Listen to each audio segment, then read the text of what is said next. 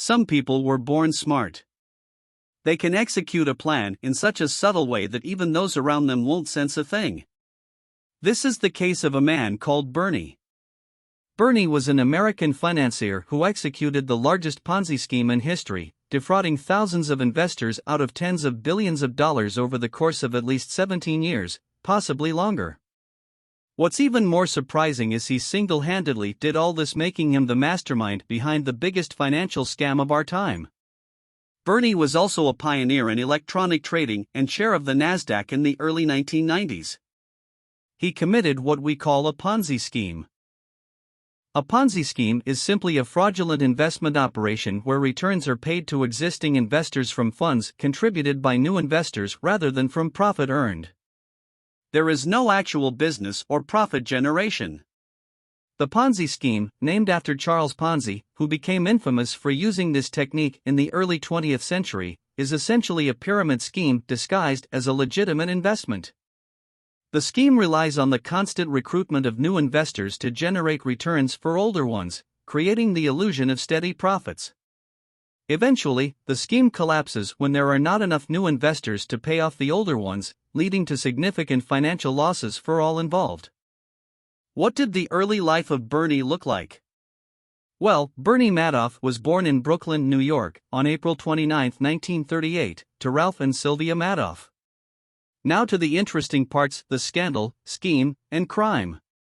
The exact timeline of Madoff's Ponzi scheme remains unclear. Madoff claimed it started in the early 1990s, while his account manager Frank DePascali, who had been working at the firm since 1975, stated that the fraud had been going on for as long as I remember. The reasons behind Madoff's actions are even less understood. Despite earning substantial profits from the legitimate side of his business, Madoff claimed that he carried out the scheme without needing the additional money. I had more than enough money to support any of my lifestyle and my family's lifestyle. I didn't need to do this for that. Madoff also suggested to Fishman that he was talked into it but did not specify by whom. He said, "I just allowed myself to be talked into something and that's my fault," he said, without making it clear who talked him into it. "I thought I could extricate myself after a period of time. I thought it would be a very short period of time, but I just couldn't." The Big Four, Carl Shapiro, Jeffrey Picard, Stanley Chase, and Norm Levy, also played a significant role in Madoff's scheme, having been involved with Madoff Investment Securities LLC for many years and profiting greatly from the fraud. Madoff's connections with these individuals dated back to the 1960s and 1970s. Madoff admitted that greed motivated the players, including himself. In his words, he said, "Everybody was greedy, everybody wanted to go on, and I just went along with it." Bernie Madoff lured investors by promising large and consistent returns through split-strike conversion, a legitimate investment technique. However, he secretly deposited all the funds into a single bank account, which he used to pay off investors who wanted to withdraw. He kept the fraud going by attracting new investors and their capital, but it all came crashing down when the market took a sharp turn in late 2008. On December 10, 2008, Bernie confessed his wrongdoings to his sons who worked at his firm. The next day, they reported him to the authorities. Bernie continued to deny that his sons had any knowledge of his scheme. According to the fund's last statements, it had $64.8 billion in client assets. Madoff's seemingly unrealistic high returns blinded clients from any suspicious activities. He merely deposited their funds into an account at JP Morgan Chase and left them there. The bank may have profited as much as $435 million from these deposits. When clients requested their investments, Madoff funded the payouts with new capital that he acquired through his reputation for exceptional returns and by building trust with his victims. He also portrayed an aura of exclusivity, turning clients away initially. This tactic allowed nearly half of Madoff's investors to cash out with a profit. These investors are now required to contribute to a fund that compensates the defrauded investors who suffered losses. Madoff fabricated an image of credibility and kindness, drawing investors through his charitable work. He also deceived several nonprofits, causing some to lose nearly all of their funds, such as the Elie Wiesel Foundation for Peace and Hadassah, a global women's charity. The reasons behind Madoff's credibility to investors included three major things. 1. His publicly disclosed portfolio appeared to focus on safe investments in blue-chip stocks. 2. He claimed to be using a split-strike conversion, also known as a collar strategy, which minimized risk by purchasing an out-of-the-money put option to protect the underlying shares. And 3. His returns were impressive, ranging from 10 to 20% per annum, consistent, and not unrealistic. The SEC had been conducting periodic investigations into Madoff and his securities firm since 1992, a fact that frustrated many after he was finally prosecuted, since it was felt that the biggest damage could have been prevented if the initial investigations had been rigorous enough. Financial analyst Harry Markopolos was one of the first to raise concerns about Madoff. He calculated that Madoff was lying in 1999 and filed a complaint with the SEC in May 2000, but the regulator ignored him.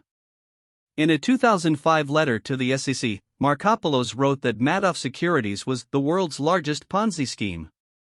Using what he called mosaic theory, Markopolos noted several irregularities in Madoff's operations, including earning undisclosed commissions instead of standard hedge fund fees and claiming to make money even when the S&P was falling. Markopolos concluded that the investors that pony up the money don't know that Bernie Madoff, is managing their money. He also learned that Madoff was applying for large loans from European banks, which seemed unnecessary if his returns were as high as he claimed. The SEC finally asked Madoff for documentation on his trading accounts in 2005, but this was too little too late. Madoff produced a 6-page list, and the SEC drafted letters to two of the firms listed, but they never sent them, and that was that.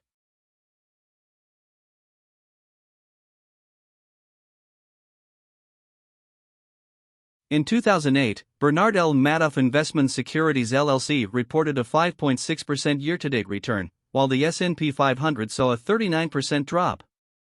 As clients sought to redeem their investments, Madoff struggled to keep up and eventually confessed to his sons Mark and Andy on December 10, as per his account to Fishman. "The afternoon I told them all, they immediately left. They went to a lawyer," the lawyer said. "You gotta turn your father in." They went, did that, and then I never saw them again. The following day, Bernie Madoff was arrested and claimed to have acted alone, though several of his colleagues were also convicted. He pleaded guilty to 11 federal felony counts, including securities fraud, wire fraud, mail fraud, perjury, and money laundering. His son Mark Madoff committed suicide 2 years after the fraud was exposed, and several investors took their own lives. Madoff was sentenced to 150 years in prison and had to forfeit $170 billion in assets, including 3 homes and 4 boats, all of which were auctioned off by the U.S. Marshals. In 2020, Madoff's lawyers requested early release due to his terminal kidney disease, but he remained in prison until his death on April 14, 2021. The aftermath of the Madoff scheme was devastating for thousands of investors. Madoff's Ponzi scheme ran for over 5 decades, beginning in the 1960s, and reached a staggering $47 billion in fake profit. Despite Madoff's 2009 guilty plea and life sentence, many investors lost their life savings. To help compensate the victims, the Madoff Victim Fund, MVF, was established in 2013. A significant portion of the work was forensics. People started digging and New York lawyer Irving Picard also played a role in helping the victims by liquidating Madoff's firm in bankruptcy court and suing those who profited from the scheme.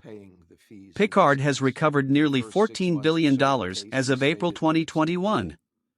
The MVF, overseen by former SEC Chair Richard Breeden, had to go through thousands of claims from indirect investors, or those who invested in funds that Madoff invested in during his scheme.